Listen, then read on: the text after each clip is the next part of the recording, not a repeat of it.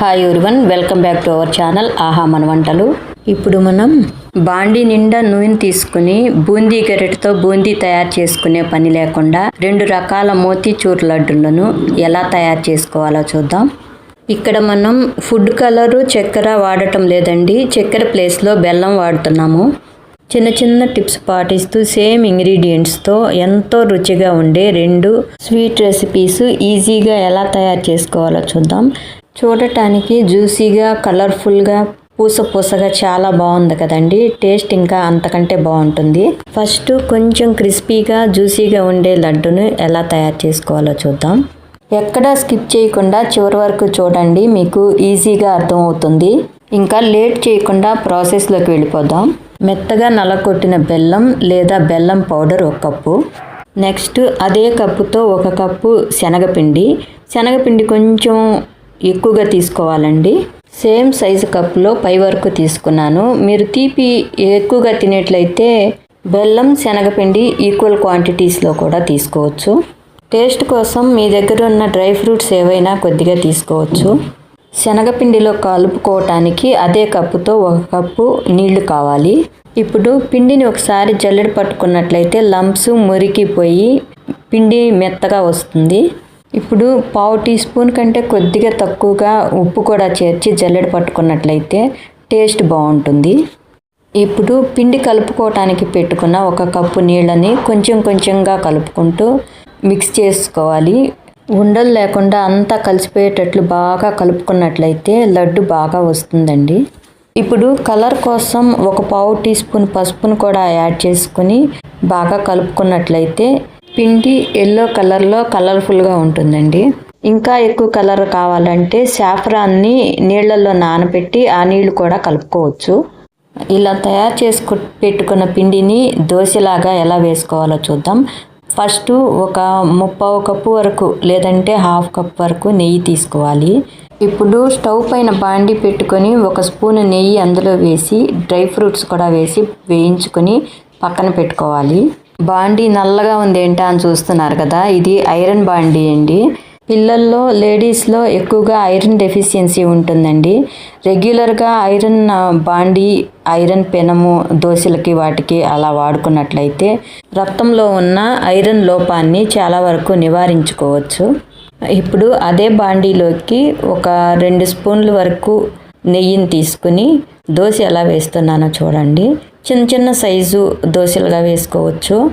ఈ దోశని 2 వైపులా బాగా వేగనివ్వాలి. లోపల పచ్చి ఉండకుండా చూసుకోవాలి.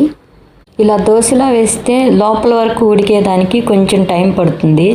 అందుకే పక్కన పల్సగా రిబ్బన్ టైప్లో వేస్తున్నాను చూడండి. ఇలా వేస్తే బాగా పొంగుతుంది, మళ్ళీ వేగటం కూడా తొందరగా ఈజీగా వేగిపోతుంది.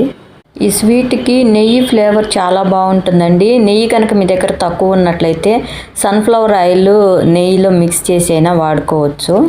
ఇలా 2 వైపులా బాగా వేగిన తర్వాత ఒక ప్లేట్లోకి తీసుకొని బాండీలో చిన్నగా మిగిలిపోయినవి కూడా పూర్తిగా తీసేసి మళ్ళీ ఇంకొక దోశ వేసుకోవాలి. అది అలాగే ఉంచితే కనుక అది నల్లగా అయిపోయి చూసేదానికి బాగుండవు, టేస్ట్ కూడా బాగుండదండి. నెక్స్ట్ ఇంకొక దోశ కూడా వేసి చూపిస్తున్నాను చూడండి. ఒకే చోట ముద్దగా కాకుండా అట్లా తిప్పుతూ రిబ్బన్ లాగా వేసినట్లయితే మధ్యలో కూడా కొంచెం వేగుతూ పచ్చివాసన పోయి నెయ్యి ఫ్లేవర్ బాగా పడుతుందండి. ఇలా దగ్గరగా ఎక్కువ గ్యాప్ లేకుండా రిబ్బన్ లాగా అలా తిప్పుతూ వేసినట్లయితే టర్న్ చేసేటప్పుడు కూడా ఈజీగానే వచ్చేస్తుంది, ఊడిపోదండి. ఇలాగే 2 వైపులా బాగా వేగిన తర్వాత ప్లేట్లోకి తీసుకొని మళ్ళీ ఇంకొకటి వేసుకొని అలా మొత్తం పిండినంతా క్రిస్పీ దోశలాగా వేసుకొని మధ్యలో అవసరమైతే నెయ్యి వేసుకుంటూ కాల్చుకోవాలి. నేను ఇవన్నీ ఫ్లాట్గా ఉండే బాండీలో వేసానండి. మీరు కావాలంటే పెద్ద సైజు పెనం మీద దోశలాగా వేసుకొని 1-2 స్పూన్లు నెయ్యి వేసుకుంటూ కాల్చుకున్నట్టయితే క్రిస్పీగా బాగా వస్తాయండి. బాండీయే ఉండాల్సిన అవసరం లేదు, పెనం కూడా వాడచ్చు. అదే మైసూర్ పాక్ చేయాలంటే 1 కప్పు శనగపిండికి 2 కప్పుల చక్కెర, ఆయిల్ కూడా 2 కప్స్ వరకు వేయాలి. అందుకే తీయగా ఏదైనా స్వీట్ తినాలనిపించినప్పుడు అప్పటికప్పుడు చాలా ఈజీగా చేసుకోవచ్చండి ఈ స్వీట్స్ రెండింటిని. తక్కువ ఆయిల్తో, తక్కువ బెల్లంతో డీప్ ఫ్రై చేయట్లేదు కాబట్టి హెల్దీ రెసిపీ అనే చెప్పుకోవచ్చండి. అన్నీ వేయించాక ఎలా వచ్చినాయో చూడండి. కొంచెం క్రిస్పీగానే అనిపిస్తున్నాయి కదా, రిబ్బన్స్ లాగా. ఇంకా వీటిని కొంచెం చిన్న చిన్న ముక్కలుగా చేసి మిక్సీలో వేసి కోర్స్గా గ్రైండ్ చేసుకుంటే సన్న సన్న పూసల్లాగా పౌడర్ రెడీ అవుతుందండి. మిక్సీ జార్లో వేసి మిక్సీ పట్టేటప్పుడు మాత్రం జాగ్రత్తగా ఉండాలండి. 20 నుంచి 30 సెకండ్స్లోనే బూందీ రెడీ అయిపోతుందండి. ఈ టైంలోనే మధ్య మధ్యలో ఆపుతూ గ్రైండ్ చేసి చూసుకోవాలి. కంటిన్యూస్గా అలాగే గ్రైండ్ చేస్తే నున్నగా అయిపోతుందండి, పూసగా రాదు. అందుకే కొంచెం గమనించుకోవాలి. మధ్య మధ్యలో 2 సెకండ్స్ ఆపుతూ గ్రైండ్ చేయటం వల్ల బూందీ కొంచెం పూసగా వస్తుంది. ఇప్పుడు బూందీ ఎలా వచ్చిందో చూద్దాం. బూందీ పూసగా ఎంత బాగా వచ్చిందో చూడండి. ఇప్పుడు ఈ బూందీనంతా ఒక ప్లేట్లోకి తీసుకొని పక్కన పెట్టుకొని ఇంకా పాకం ఎలా పట్టుకోవాలో చూద్దాం. పాకం చాలా ఈజీగా పట్టుకోవచ్చండి. స్టవ్ పైన గిన్నె పెట్టుకుని 1 కప్పు బెల్లాన్ని అందులో వేసి అదే కప్పుతో 1 కప్పు నీళ్లను కూడా పోసి కరిగించుకోవాలి. బెల్లం మొత్తం కరిగిన తర్వాత ఫిల్టర్ చేసుకుంటే మురికి ఏమైనా ఉంటే వచ్చేస్తుంది.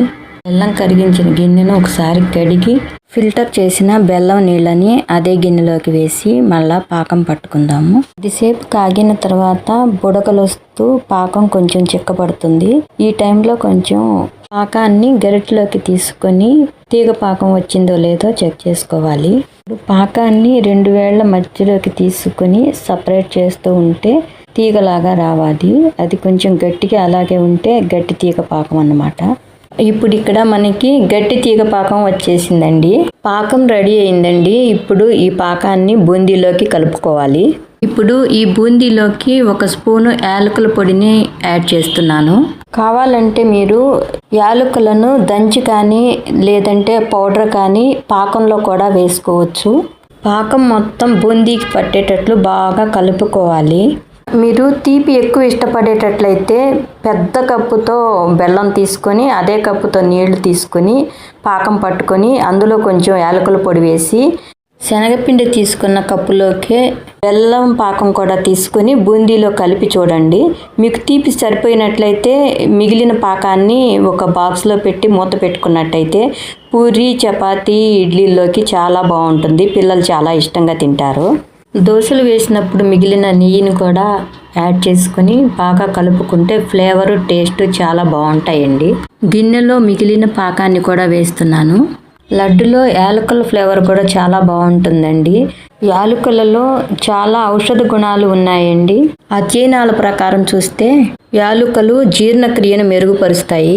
శ్వాసకోశ సంబంధిత వ్యాధుల నుంచి కూడా ఉపశమనం పొందవచ్చు. యాంటీ ఆక్సిడెంట్స్ ఉండటం వలన రోగనిరోధక శక్తి పెరుగుతుంది.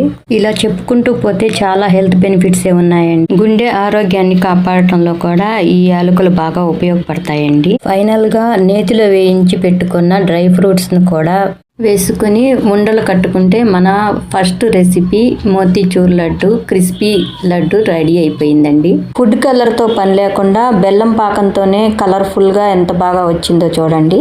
ఇలా మనకి కావలసిన సైజులో ఉండలు కట్టుకోవటమేనండి. నేతిలో వేయించిన బాదం, జీడిపప్పు, కిస్మిస్ వేయటం వల్ల తినేటప్పుడు పంటికి తగులుతూ చాలా టేస్ట్గా ఉంటాయండి లడ్లు. మన ఫస్ట్ రెసిపీ కంప్లీట్ అయిపోయిందండి. నెక్స్ట్ సాఫ్ట్గా జ్యూసీగా ఉండే నెక్స్ట్ రెసిపీని ఎలా తయారు చేసుకోవాలో చూద్దాం. లడ్డు ఓపెన్ చేస్తే సాఫ్ట్గా జ్యూసీగా ఎంత బాగా ఉందో చూడండి. పళ్ళు లేని వాళ్ళు కూడా ఈజీగా తినేయవచ్చండి. అందుకే నేను ఈ మోతీచూర్ లడ్డులో కిస్మిస్ మాత్రమే వేస్తున్నాను. బాదం పప్పులు, జీడిపప్పులు వేయటం లేదండి. ఇప్పుడు మోతీచూర్ లడ్డుకి కావాల్సిన ఇంగ్రీడియంట్స్ చూద్దాం. ఇక్కడ మనం కప్పు నిండా శనగపిండి, కప్పుకి పై వరకు బెల్లం తీసుకుంటున్నాము. ఆ తర్వాత కిస్మిస్.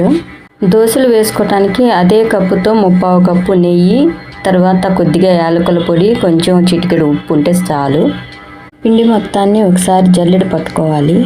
ఇలా చేయటం వలన పిండి ఉండలు లేకుండా స్మూత్గా వస్తుంది. జల్లెడ పట్టేటప్పుడే 1/4 టీ స్పూన్ ఉప్పు కూడా వేస్తున్నాను. కలర్ కోసం కొద్దిగా పసుపుని కూడా యాడ్ చేసుకోవాలి. కలర్ కోసమే కాదండి, పసుపులో చాలా ఔషధ గుణాలు ఉన్నాయి. యాంటీ ఆక్సిడెంట్స్, యాంటీ ఇన్ఫ్లమేటరీ గుణాలు కూడా పసుపులో ఎక్కువ. అందుకే ప్యూర్ పసుపుని వాడుకోవటం మంచిది. వేస్ట్ ఎంత వచ్చిందో చూడండి. శనగపిండి తీసుకున్న కప్పు కొలతలతోనే నీళ్లను కూడా తీసుకుని కొంచెం కొంచెంగా పోసుకుంటూ ఉండలు లేకుండా కలుపుకోవాలి. పిండిని బాగా కలుపుకొని వేసుకున్నట్లయితే దోశ ఫ్లఫీగా వస్తుంది. ఇప్పుడు దోశ ఎలా వేసుకోవాలో చూద్దాం. మొదటి రెసిపీలో లాగానే గరిటెతో పిండిని తీసుకొని సన్నగా తిప్పుతూ గ్యాప్ లేకుండా పోసినట్లయితే పచ్చివాసన లేకుండా నెయ్యి ఫ్లేవర్ బాగా పడుతుంది. దోశను తీసేటప్పుడు కూడా విరిగిపోకుండా బాగా వస్తుందండి. ఇలాగే పిండి మొత్తాన్ని నెయ్యి వేసుకుంటూ దోశల్లాగా పోసుకొని పచ్చివాసన పోయేటట్లు వేయించుకోవాలి. మరీ క్రిస్పీగా ఏమీ వేగాల్సిన పని లేదండి. ఎందుకంటే మనం సాఫ్ట్గా వచ్చే మోతీచూర్ లడ్లు మనం చేసుకుంటుంది.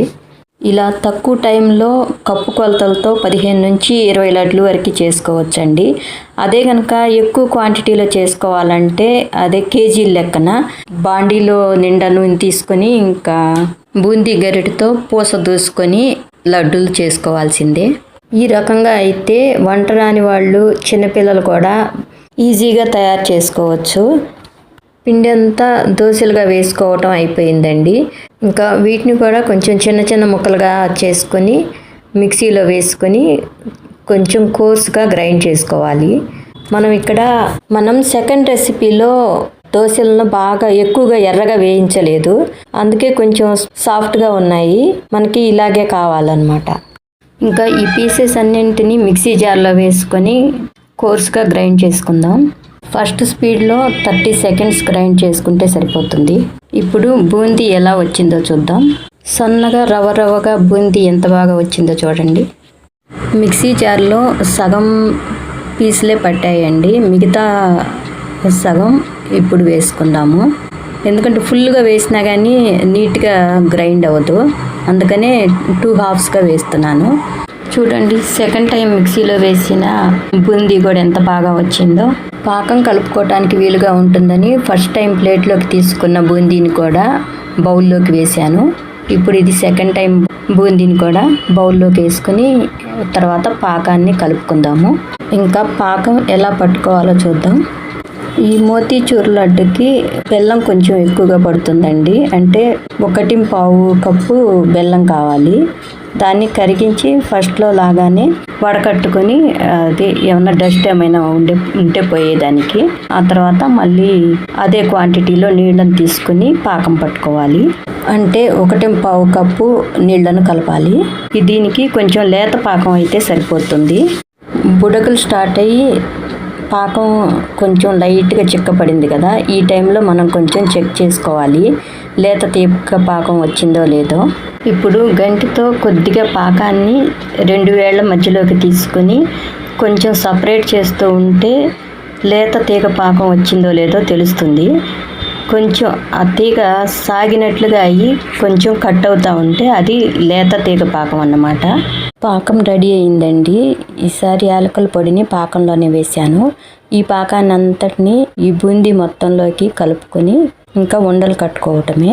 ఇంకా ఫైనల్గా నేతిలో వేయించి పెట్టుకున్న కిస్మిస్ని, ఆ తర్వాత మనం దోశలు వేయగా మిగిలిన నెయ్యిని, లేదంటే నెయ్యి మిగలలేదు అంటే ఇంకొంచెం ఎక్స్ట్రాగా నెయ్యి అయినా ఇందులో కలుపుకుంటే టేస్ట్ చాలా బాగుంటుందండి. పసుపు బెల్లం పాకం కలర్తోనే న్యాచురల్గా కలర్ఫుల్గా ఎంత బాగా వచ్చిందో చూడండి బూందీ. నెయ్యి కూడా ఇంట్లోనే ప్యాకెట్ పాలతో తయారు చేసిన హోమ్మేడ్ నెయ్యి అండి. మీరు కూడా నెయ్యి ఇంట్లోనే తయారు చేసుకోవాలనుకుంటే మన ఛానల్లోకి వెళ్ళి చూసేయండి. కొనే నెయ్యికి ఇంట్లో తయారు చేసుకున్న నెయ్యికి డిఫరెన్స్ మీకే అర్థం అవుతుంది. కొంచెం స్వీట్స్ చేసుకునేటప్పుడు కొద్దిగా నెయ్యి కోసం మళ్ళా నెయ్యి కొనే కంటే కొద్దిగా మీగడ మీకు వచ్చినా కానీ ఇలా నెయ్యి తయారు చేసుకొని ఇంట్లోనే స్వీట్స్కి వాడుకుంటే చాలా చాలా బాగుంటుందండి. పాల మీగడ నుంచి తయారు చేసిన నెయ్యి కన్నా పెరుగు పైన మీగడతో తయారు చేసిన నెయ్యి చాలా టేస్ట్గా ఉంటుందండి.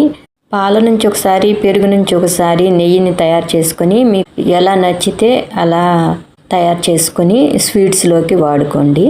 జ్యూసీగా ఉండే సెకండ్ రెసిపీ మోతీచూర్ లడ్డు కూడా రెడీ అయిపోయిందండి. వీడియో కనుక నచ్చితే ఒక లైక్ చేయండి. Thank you for watching.